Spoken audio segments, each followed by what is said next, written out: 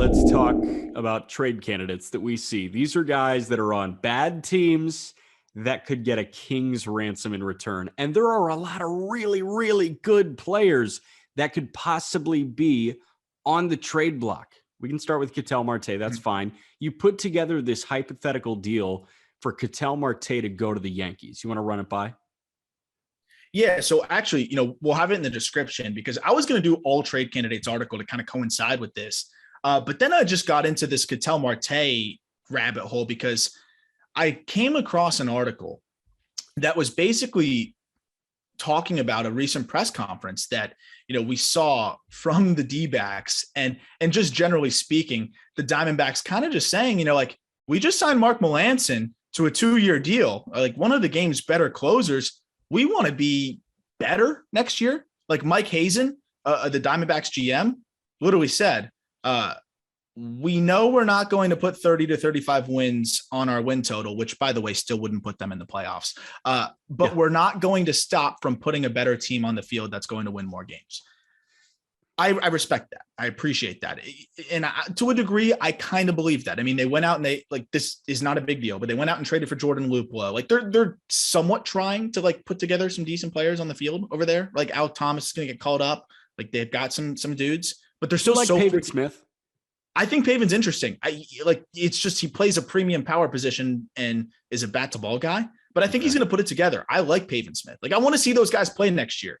Yeah. But what does Ketel Marte do for you? And that's kind of what I was writing about. It was kind of making the point of you need as nice as it sounds to hold on to this guy. You got 3 years of control, maximize the value now, trade him. You could get 3 to 4 close to big league ready pieces that could help you right now, or you could get major upside prospects that overhaul your system, because let's be real, this isn't even that great of a farm system, despite the fact that their team is not that great. So looking at Marte, to answer your question with the Yankees, I like Marte to the Yankees for a couple of reasons. Marte is not the best center fielder in the world, but he can play out there. He can also play second base. The way I look at it is, Aaron Hicks is a bonus at this point, but he's under contract and the Yankees are going to try to play him in center field as long as he's healthy. He also has missed 300 games in the last 2 years, or last 3 years. But if he's healthy, you can platoon them in center, and otherwise you can play Marte at second base. In this hypothetical trade, Gleyber Torres would be going out. So at least the D-backs here have some talent coming in that's big league ready. I had Peraza and Gleyber going out there with one of the pitching prospects as well. Like, that sounds steep.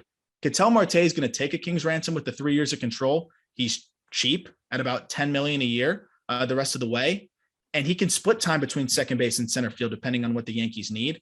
They need a left-handed bat. He's a switch hitter. His power is going to play up there big time. I like him in New York. There's a few other teams I like him in, but I'm kind of just curious on your thoughts. Like, it makes no sense for them to keep him, right? It makes no sense for them to keep him, and you have to play the numbers game. If you were a team as bad as Arizona, where, it's like the Detroit Lions. Shout out the Detroit Lions for getting a win. Dan Campbell. Shout out Dan Campbell, that guy, that stud. But it's like the Detroit Lions, right? You look at that team and you say, we need this one position that will be over the top. No, that's not true. You need a linebacker. You need an edge. You need an offensive line. You need another offensive tackle. You need a quarterback. You need a wide receiver. Like, you need everything if you're the Detroit Lions. You need everything if you're the Arizona Diamondbacks. So you're not looking for that one guy to take you over the top because you're nowhere close to even sniffing the middle. You have to get to the middle before you get to the top. And in order to get to the middle, you've got to have 6, 7, 8 guys on your 26-man roster that are solid big league players. They don't have that right now. But with Ketel Marte and those 3 massive years of control, the thing is, his trade value doesn't fall off a cliff because 2 years of control is still crazy. 3 is unheard of. Yeah. If you can maximize on 3 and get 3 to 4 possible solid big leaguers on your 26-man roster, do it. Yeah. I mean, and that's exactly what I was thinking too. And to take it a step further, you talk about his value. There's a way where the value can also take a hit. And it's the fact that Marte has struggled with some injury history himself. He missed 70 games last year. The D-backs have come out and said, we're going to evaluate how much we put him in center because of his injury issues. So it's not quite at the point where it's impacting his value. But if he misses weeks on end this coming year, there's going to be teams that are like, whoa, okay, I don't know if I'm giving up my cornerstone prospects or anything for a guy that might be injury prone or might not be able to play center field anymore. Like, this is the time to trade him. And I think, every game he plays, slowly that control obviously diminishes a little bit, but they still have plenty of time to do that. They could do it at the deadline. They could do it whenever. I think it makes the most sense to do it now, like when they can on the other side of the lockout, because there's going to be plenty of demand there. And, you kind of saw the market settle with center fielders at this point. I think they need to go do it. And like you said, how do they get better? Let's say you don't trade Marte. What's your path to building a winner? You have the number 2 pick in this upcoming draft. And then what? Who are you trading? Your system's not that great. I love Corbin Carroll. I love Alec Thomas. I love Jordan Lawler. That still isn't moving the needle for you. No. Thomas is going to be up next year. He's a good player. It could be a very good player. Corbin Carroll is going to need another year. Could be a great player. Lawler's 3 years away minimum. Yeah, they don't have any pitching prospects. Their big league pitching is not that great. Zach Gallen's good. They got mad. Everybody else. Yeah, like it's not great. So they have a lot of ground to make up, and this is your one ticket to almost skip 4 steps. Like, you can legitimately skip a lot of time in this rebuild, like a full year, maybe to 2 years of this rebuild by trading Marte if you hit right on the prospects.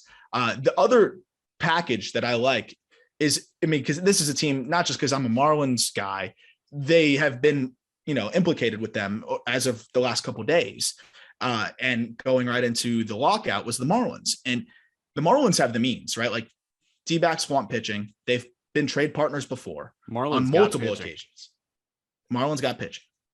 Are you trading a Max Meyer and a larger package for somebody like Ketel Marte if you're the Marlins? Probably. You would do it. I think so. Yeah. How much more do you have to put with Max Meyer? That's the interesting thing. Or what do the D-backs want? Do they want Eliezer Hernandez leading a package? He's 26. He helps them now. I don't understand what they're trying to do. Do they want big league ready guys, or do they want upside guys? I don't know. Like they say, it sounds like they want big league ready guys when they signed Mark Melancon, who was, if we were talking 365 days ago, Mark Melancon's like the butt of a joke. And then now he's a good sign. Yeah. So I don't know what their recipe for success is right now. I would think it's upside. Granted, you might want some guys that you feel like are bust proof. Max Meyer, he's certainly got some of that volatility just being a prospect and you not necessarily knowing where he is exactly. But I think Max Meyer as the headliner is a good move. If you have Meyer, maybe throw in another great pitching prospect as well. Like, what could Meyer and Edward Cabrera get it done? Oh my God, Marlins fans would vomit on the spot right now. But that's 3 years of all-star Ketel Marte. Yeah, you know what? I think no doubt that gets it done. We're talking about 2 guys with frontline upside, number 2 upside. Yeah. I think, I would only want to trade one of those guys realistically. And then just do a supplement package, of solid complementary pieces. But if it came down to those 2 guys for Marte, oh God. It's hard, right? Whew.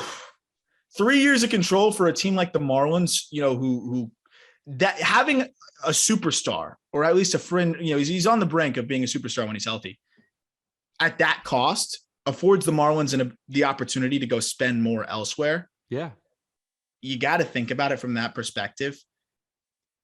Marlins fans would kill me for saying yes to that. I think I realistically would trade one of those guys. And then, they have so many other dudes in the system that they could deal. Yeah. But if that was the deal, you had to do that or nothing else, I'd have to sleep on it, but I'd give it a long thought. Yeah, shit, man. Wow. That's an interesting one. Ketel Marte for Max Meyer and Edward Cabrera. I'm telling you, I would get booed off of Twitter right now if I tweeted that one out. Oh my God. Booed. Marlins fans would rip me. Would you get canceled? Oh yeah. It would be worse than the Dinger incident. Yeah. And that is Dinger, the mascot of the Rockies. Yes. Probably so many new listeners that have no idea about that story. Just Google my name and Dinger and you'll find out. That's the craziest part. is you can actually Google it. Like this is Googleable.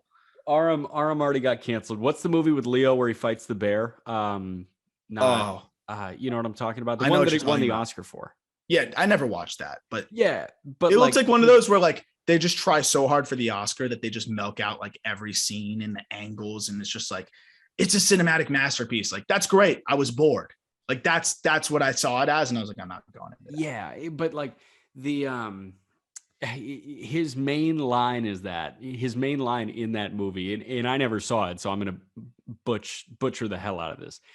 It was something like, you know, how can you die if you've already died, or something like how can you?